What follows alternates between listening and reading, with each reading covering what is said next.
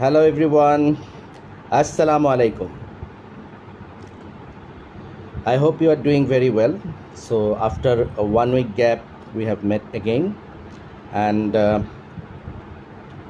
each and every Friday I conduct this live session on different topics of ELT, linguistics, English grammar, and English language.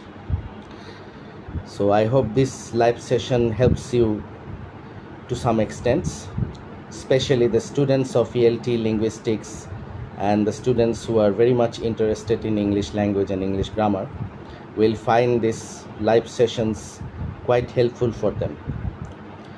And today I am going to conduct this live session on a particular topic of linguistics, that is lexical relations.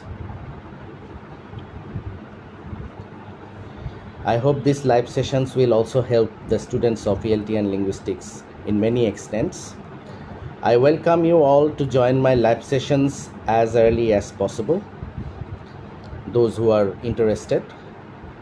And without further delay, let us begin. Lexical relations is my today's topic for discussion. What is lexical relations actually? Actually, lexical relations is the relationship or relation among words to clarify meaning. Suppose sometimes we take help of other words to clarify the meaning of a particular word. So the relation between or among those words is known as lexical relations.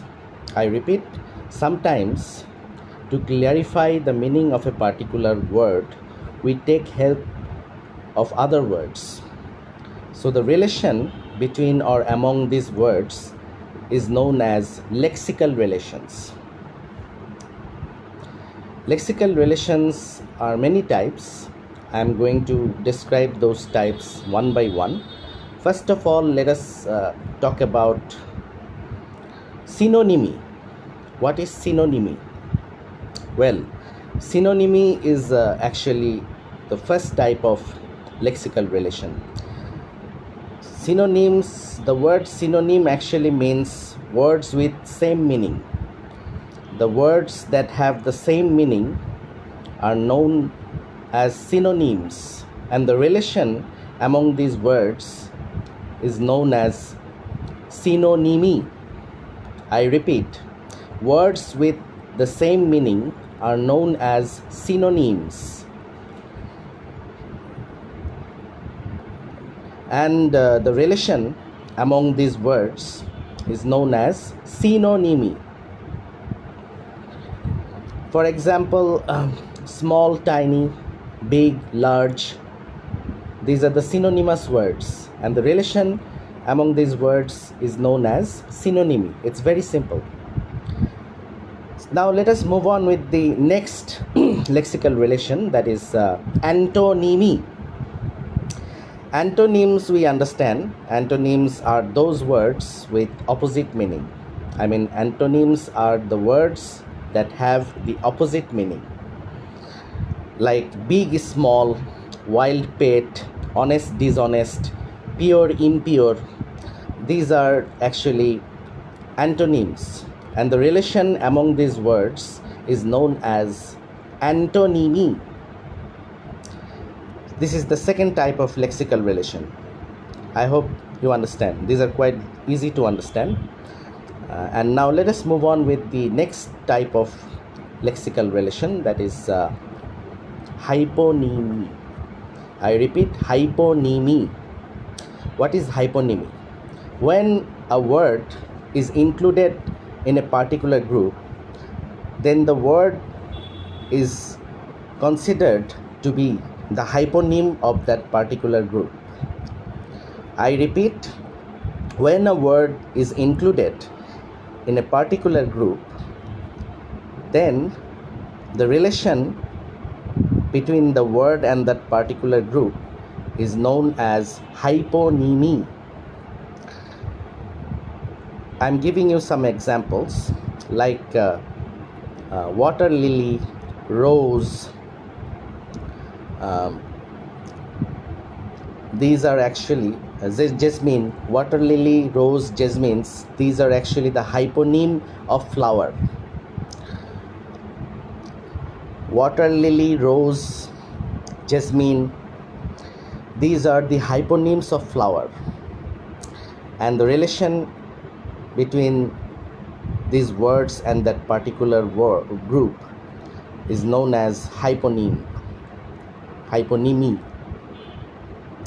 I repeat, water lily, rose, and as I have given you another example, jasmine. These are actually flowers. That means these words are included in the group flower. That means these are the hyponyms of flower, and the relationship is known as hyponymy. Similarly, dove, parrot, kingfisher, pigeon, these are actually the hyponyms of birds, because these are included in the category bird, and the relationship is known as hyponymy. I hope you understand. So when a word is included in a particular group, then the relationship or the relation between the word and that particular group is known as hyponymy. Now let us talk about the next lexical relation, that is prototypes. What is prototype? Prototypes are the clearest example of a category. I repeat, prototypes are the clearest example of a category. That means in this case, the examples has to be clear, the clearest example. If there is any confusion and any doubt, that will not count as prototype. Just like, pigeon, parrot, kingfisher, these are prototypes of birds. These are the clearest examples of birds. But if I talk about bat actually is a mammal. It is not considered as a bird, because birds must fly and they must lay eggs. So bat cannot actually lay egg. It is a mammal. And similarly, if I give you another example, penguin cannot fly. So these are not actually the clearest examples of birds. That means these are not the prototypes of birds. So the main two qualities that a bird should have is it has to fly and it has to lay eggs. So if these two qualities or characteristics are evident in a particular entity, then we can consider it as bird. In a living being, then we can consider it as bird. So bats and penguins are not clearest examples of birds. That means these are not the prototypes of birds. Similarly, whale cannot be considered as fish, because whale is actually a mammal, and that's why it is not the clearest example of fish, and it is not the prototype of fish. I hope you understand. To become the prototype of a particular group, it has to be the clearest example. So prototypes are the clearest example of a category. I hope you understand. Now let us move on with the next lexical relation, that is polysemy. Polysemy actually is that type of lexical relation where a word has multiple meaning.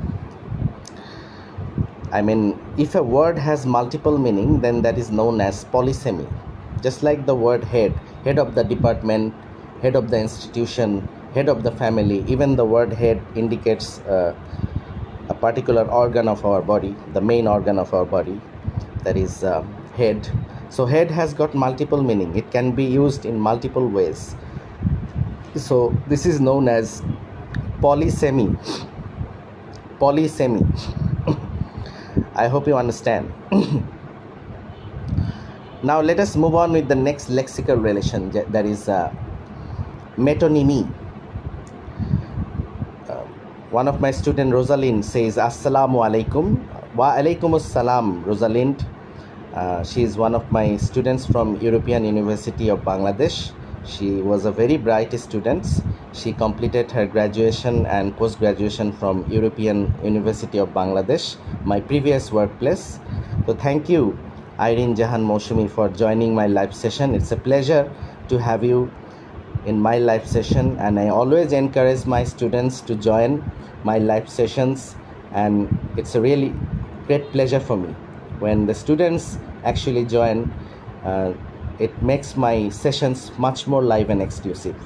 So thank you Irene Jahan Moshumi for joining my live session tonight.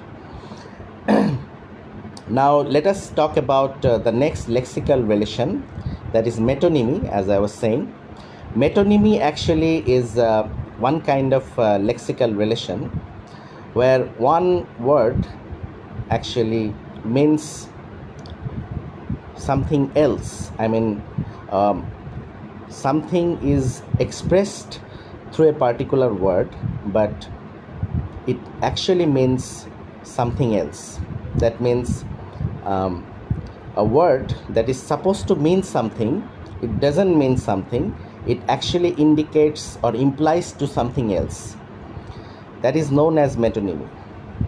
That means the word, that means the symbol and the representative relationship is quite complex, and the relationship between the symbol and the representative is separable. That means they can be distinguished from each other. That means they are separable.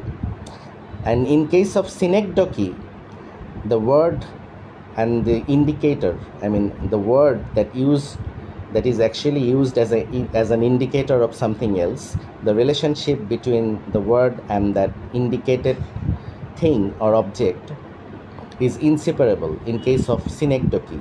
But in case of metonymy, the symbol and representative relationship actually is separable. So this is quite complex to understand. This is also used in case of figure of speech. Students of literature has also come across this term. This is actually a literary device known as metonymy. So metonymy actually is a figures of speech as well, and it is actually used to indicate something else. The word actually is used in a different way. I mean, the word represents something that it is not supposed to represent. So I am giving you an example, just like she drank the whole bottle. If I talk about this example, she drank the whole bottle. Here the word bottle represents not the bottle actually. That means the word bottle doesn't represent bottle. She drank the whole bottle. That means she didn't actually drink the bottle, rather the content inside it. I mean, container content relationship is there. That means the container is actually indicating towards the content. That means she drank the whole bottle means she drank what was inside the bottle. That means it might be soft drinks, hard drinks, or it might be milk, whatever. She didn't drink the bottle, rather she drank the whole bottle. That means the whole content inside the bottle, not the bottle. So something is meant through a particular word that is actually not the word itself. That means she drank the whole bottle. Here she didn't drink the bottle, rather she drank actually the content of the bottle. That means either she drank milk or soft drinks or hard drinks, whatever was inside the bottle. And I'm giving you another example. The White House announced the meeting. Here White House actually is an inanimate entity. White House is an object. It's a building. It is actually the abode of the American president. So White House cannot actually announce meeting. It is the American president. It is rather the American president who announced the meeting. So in this case, White House actually is representing the American president. I hope you understand. So here, through a particular word, something else is indicated rather than the word itself. So metonymy is actually the relationship, is one kind of lexical relationship word where actually the word indicates something else rather than the word itself. I hope you understand. Another example I'm giving you. Gray hair should be respected. This is also another example of metonymy. Gray hair should be respected. So gray hair, what is gray hair indicates? Gray hair means it is not actually the gray hair. Gray hair actually is representing the old people. That means old people should be respected, not the gray hair actually. So here the word gray hair actually is indicating the old people rather than the word itself. So this is known as metonymy, and you can separate the object from the symbol. I mean, you can separate the symbol from the representative. I hope you understand. That means old people and their hair can be separated. American president and White House can be separated. So this is actually known as metonymy. That means symbol and representative can be separated from each other. But in case of synecdoche, the same thing happens, but they cannot be separated from each other. Synecdoche is another type of lexical relationship. It is also used in figures of speech. It is a literary device as well, where through a particular word something else is indicated rather than the word itself. But here the symbol representative relationship is inseparable. That means symbol and the representative cannot be separated from each other. They are inseparable. The hand that fed you. The hand that fed you means you cannot actually separate hand from a person. The person might die if you cut his hand. Am I clear? So you can understand it's not separable from that particular entity or indicator. Even if I give you another example, it will be clear. The tongue that rebuked you. The tongue that rebuked you. Here, if you cut off someone's tongue, he will not be able to speak. That means the tongue that rebuked you, that means the person, not the tongue, actually rebuked you. So here the tongue actually is indicating the person, but the symbol representative relationship is inseparable. If you cut off a person's tongue, he will not be able to speak. So this is known as synecdoche. I hope you understand. So in case of metonymy, the word actually represents something else rather than the word itself, and the symbol representative relation is separable. And in case of synecdoche, the same thing happens, but the relation, I mean the symbol representative relation, is not separable. They are inseparable from each other. I hope you understand. Now let us talk about the next lexical relation that is very important to know. That is collocation. I repeat, collocation. Collocation is one type of lexical relation where some words actually have got the tendencies to occur with each other. That means these words are actually used simultaneously most often. Most often these words are used side by side or simultaneously. That means these words have got a tendency to occur with each other. Like salt and pepper, bride and groom, husband and wife, bread and butter. These words have got a tendency to occur with each other. They occur simultaneously most often. And this relation is known as collocation. Collocation. Now let us move on with the next lexical relation, that is homophones. Homophones. Homophones actually are those words that actually have the same pronunciation but different spelling and meaning.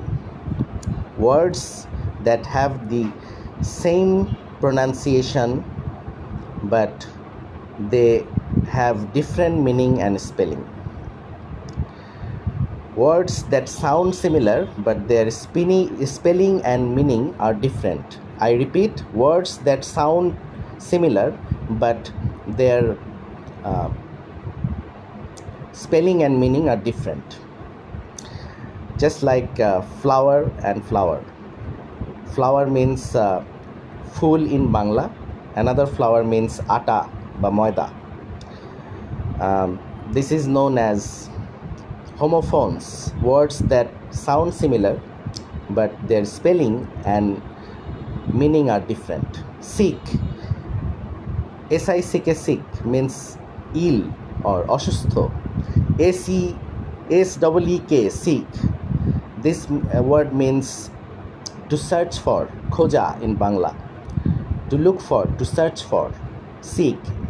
So one sick means ill, another sick means to search for or look for. They sound similar, but their spelling and meaning are different. So these words are known as homophones. Words that have same pronunciation, but their spelling and meaning are different. I hope you understand. Now let us talk about homonyms. In this type of lexical relation, the words have same spelling and pronunciation, but their meaning are different. I repeat, words that have the same spelling and pronunciation, but their meanings are different. This type of relation or this type of words are actually known as homonyms, words that have same pronunciation and spelling, but their meanings are different. Just like bank, B-A-N-K, bank, financial organization, bank, where we actually save our money. Another bank, B-A-N-K, bank of a river. So you understand, spelling and pronunciation same, but their meaning are different. Bat, B-A-T, bat, bat we all know, cricket bat, a sports instrument. Another bat means a bird. It's not a prototype, as I have already said, but bat actually is a creature. So you understand, it has the same pronunciation and spelling, but the meanings are different. So this is known as homonyms. So these are the lexical relations that I have talked about so far. I hope this live session will help the students of ELT and linguistics in many extents. Today I have discussed about the lexical relations and I hope all of you have understood. If you have got any problem regarding this live session or in other sections of ELT linguistics and English grammar, English language, you can contact me anytime through my page inbox. You can text me, even my contact number is there on my page. You can contact me, and if you have got any query, I'm ready to help you. You just raise your voice. I'm always there for you. So thank you very much for joining my live session tonight, and in my next live session I'll come back again on next Friday with another new topic. Till then, it's goodbye from here. Thank you for joining my live session. Good night. Take care. And thank you Irene Jahan Moshumi for joining my live session once again. It was nice to have you. Thank you.